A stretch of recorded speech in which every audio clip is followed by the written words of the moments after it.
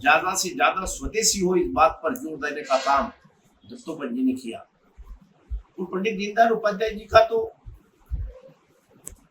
सदैव कहना था कि इस देश की स्वतंत्रता के बाद समानांतर दूसरी स्वतंत्रता लाना है तो हमको स्वदेशी अपनाना होगी, हमें आत्मनिर्भर बनना होगा। और आत्मनिर्भर बनने के लिए उन विचारों की सरकारों को आना आवश्यक है।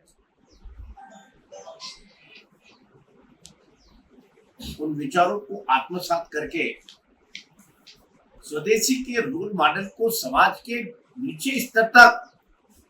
हम स्वदेशी की भावनाओं को कैसे जागृत कर पाए, इन बातों को लेकर के देश के यशस्वी प्रधानमंत्री नरेंद्र मोदी जी ने make in India, made by India, made in India, startup,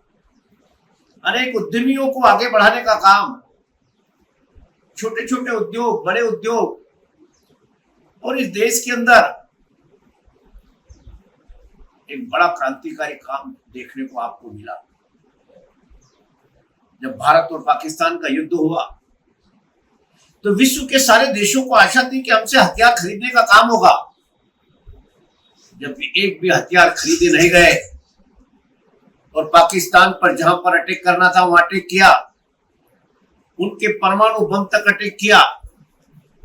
उनके कार्यक्षेत्र, उनके आतंकवादी हथियारों पर अटैक किया, और उसके बाद भी किसी का सहयोग नहीं लिया तो देश के, विश्व के अनेक देशों में खलबली मच रही, और उसमें सबसे ज्यादा खलबली मची अमेरिका में। उसका एक ही कारण था कि हमारा स्वदेशी उत्पाद, हमारी फैक्ट्रियों में, हमारे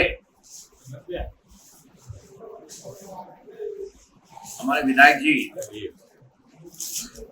आदरणीय मधु जी हमारे बीच में उपस्थित है, तो उसका एक ही कारण था कि हमारी कल कारखानों में, हमारी फैक्ट्रियों के अंदर स्वदेशी गोला बारूद, बंदूक, हथियार ये सब बनना इस विश्व जगत को इस बात के लिए सचेत करना था कि यह देश अब स्वदेशी की ओर अग्रसर हो चुका है।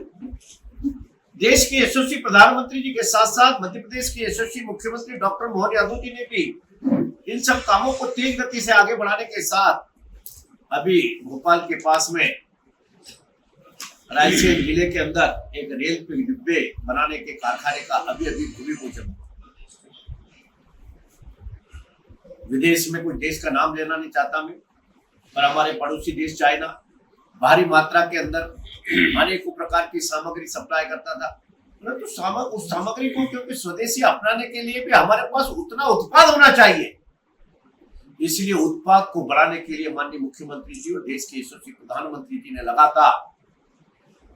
इस प्रदेश के अंदर औद्योगिक क्रांति के लिए अनेकों इन्वेस्टर समिट, भोपाल के अंदर ग्लोबल इन्वेस्टर समिट, अनेकों राज्यों के अंदर जाकर के रोड शो करना, उद्योगपतियों को आमंत्रित करना, इन सब काम के पीछे एक ही हमारा ध्येय है कि इस देश के अंदर उत्पादन ज्यादा से ज्यादा हो,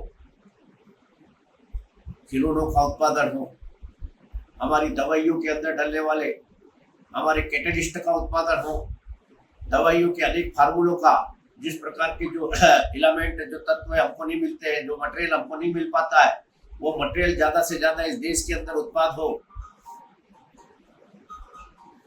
औद्योगिक क्षेत्र के साथ साथ अनेक क्षेत्रों में, और उसके साथ साथ हम सांस्कृतिक दृष्टि से भी हम स्वदेशी बने रहें, इस बात का जोर माननीय प्रधानमंत्री जी ने दिया है।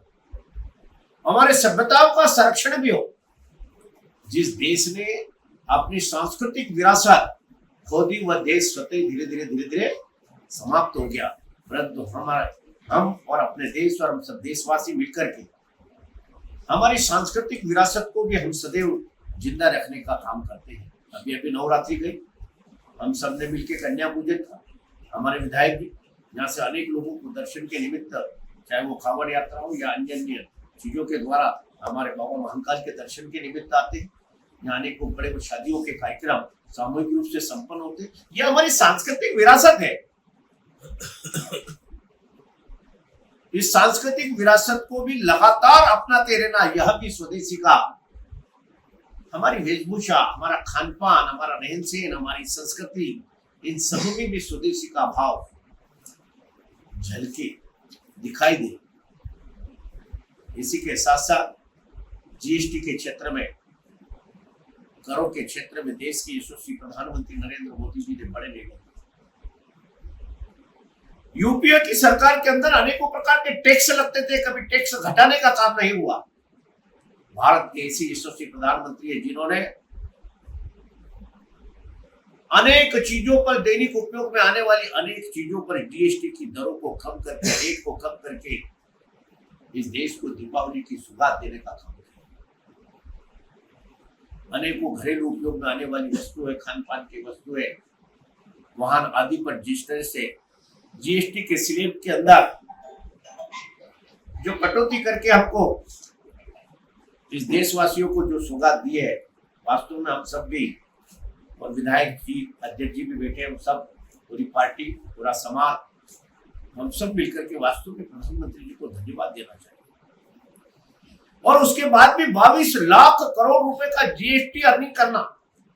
और इस देश जीएसटी के माध्यम से इस देश के इंफ्रास्ट्रक्चर को, इस देश की आर्थिक प्रगति को कैसे बढ़ाना। आपने कभी देखा था, कभी इतने पुल बन रहे, इतनी रोड बन रही है, और इस देश के अंदर चारों तरफ रोड का जाल, जगह जगह पुल बनना। अभी एक पुल बना जिस 8 किलोमीटर का लंबा पुल आसाम के पास में बना, अभी उद्घाटन माननीय प्रधानमंत्री जी ने किया। ऐसे अनेकों काम, रोड इंफ्रास्ट्रक्चर हो, रेल इंफ्रास्ट्रक्चर हो, हवाई इंफ्रास्ट्रक्चर हो, हमारी दवाइयों के क्षेत्र में इंफ्रास्ट्रक्चर हमारा डेवलपमेंट हो। अभी अभी बदनावर के पास में एक बड़ा कॉटन हब, पीएमसी, क्यों? इसके पीछे एक ही स्वदेशी भाव, ज्यादा से ज्यादा उद्योगों का डेवलप करना, ज्यादा से ज्यादा उद्योगों को डेवलप करके साथ साथ करों में कटौती करके ज्यादा लोगों को काम मिले। ज्यादा लोगों को काम मिलेगा तो ज्यादा उत्पाद बढ़ेगा, ज्यादा उत्पाद बढ़ेगा तो ज्यादा बिक्री होगी, ज्यादा बिक्री होगी तो कम टैक्स में ही ज्यादा रेवेन्यू डेवलप हो जाएगी, और कम टैक्स में ज्यादा रेवेन्यू डेवलप होगी तो इस देश का विकास बहुत तेज गति से संपन्न होगा। आप सब का मैं बहुत बहुत अभिनंदन करता हूँ, और जीएसटी की कटौती पर मैं आगर वासी, आसपास के जिले के सभी वासीगण को बहुत बहुत बधाई देता हूँ, और मोदी जी का धन्यवाद ज्ञापित करता हूँ कि आपने दीपावली के उपहार से जीएसटी में कटौती करके आपने एक बहुत बड़ा उपहार